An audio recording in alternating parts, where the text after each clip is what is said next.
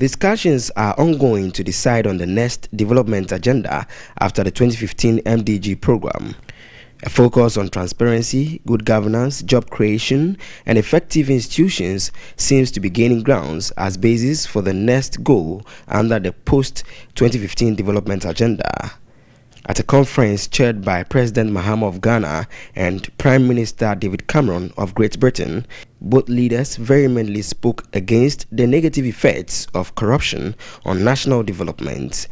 The British Prime Minister said countries can only eradicate corruption if leaders of countries allow institutions to function without interference.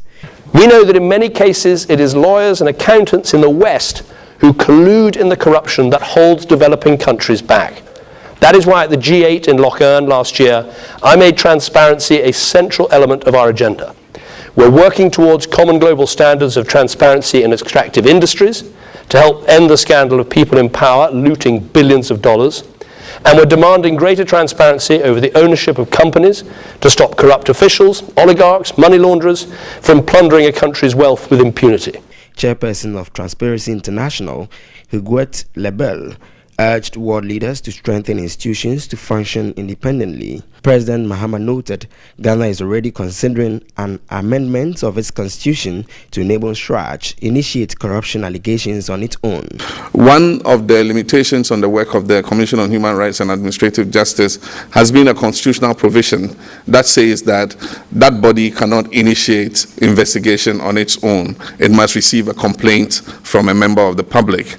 And so even in circumstances where the Chraj can see that there's a scandal and that requires investigation, because somebody has abused office or has stolen public money, the Chraj on its own cannot initiate investigations. And so we are working to amend the constitution to remove that restriction on the work of the Commission on Human Rights.